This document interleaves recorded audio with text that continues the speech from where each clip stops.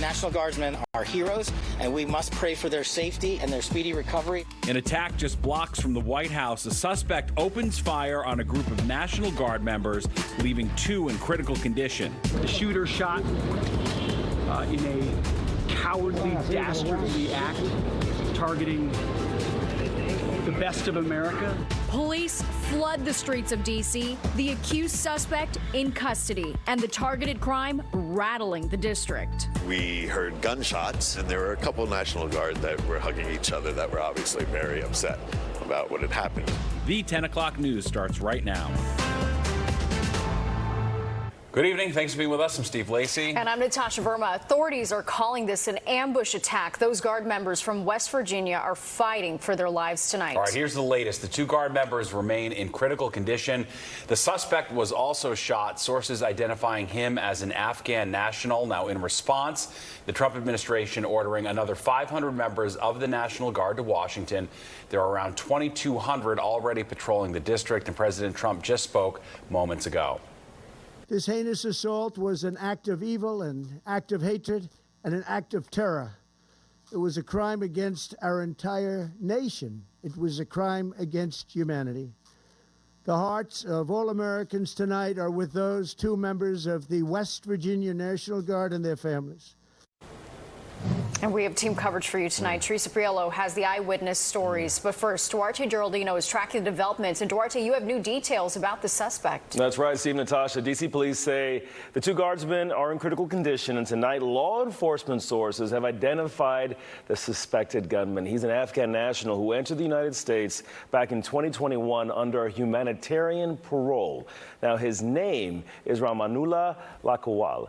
Now, humanitarian parole is this temporary status many Afghans got after the fall of Kabul. It allowed them, and him in particular, to live and work here while he went through additional vetting. Now, officials say he'd been living in Washington state. Investigators believe he acted alone. So far, police have not identified a motive.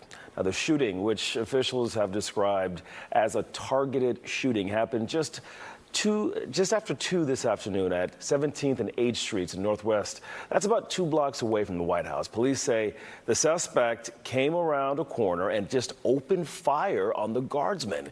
At least one of them, we're told, shot back. D.C. Fire and EMS say they transferred all 3 people, the 2 guardsmen and the suspect, to the hospital. Police tape blocked off several streets, fire trucks and police cars. They lined the area with their lights flashing. And at one point, a helicopter landed on the National Mall as crews were rushing in. Secret Service agents and ATF teams also responded. So both of the individuals, the Guard members, they are in critical condition at a local hospital at this time being treated. At this point, we have no other suspects. We have reviewed video from the area. It appears, like I said, to be a lone gunman that raised a firearm and ambushed these members of the National Guard, and he was quickly taken into custody by other National Guard members and law enforcement members.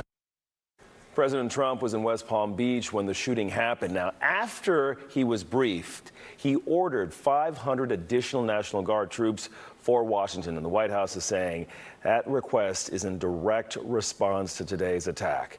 Now, more than 300 Guard members from West Virginia and other states have been patrolling the Capitol since August.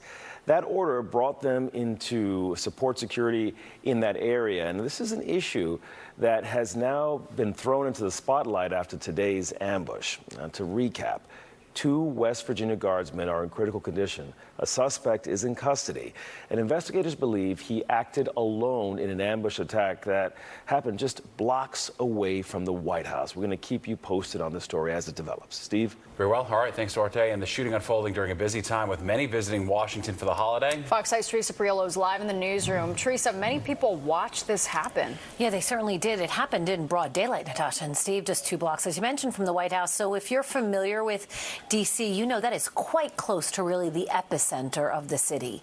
Now, based on the information from authorities, this shooting was a targeted attack, but it really came out of nowhere. 1 minute, you're dealing with a quiet afternoon in the nation's capital. The next, troops are engaging in an exchange of gunfire and attempting to defend their own and neutralize this suspect. All the while, tourists and locals watch from the sidewalk and even in the back of an Uber. I was in the Uber.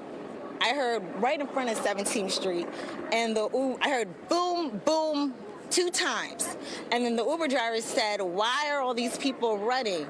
So then I look out the window, and it's little children, adults running, children on both sides of the street, running in the opposite direction. The supervision is saying to the children, "Go, go, run." And then I heard, "Help, help," in the direction of the shooting. The National Guard member was covered in blood on his head, and there was countless personnel around him, and they put him in a truck, and a minute later they were gone. They had one person pinned down and yelling at him to stay down, and then there were 2 National Guards on the ground. One, it looked like they were trying to resuscitate. And then there were a couple of National Guard that were hugging each other that were obviously very upset about what had happened. Only, according to local law enforcement, only the National Guardsmen were injured. No pedestrians or bystanders were hit with stray gunfire. Natasha.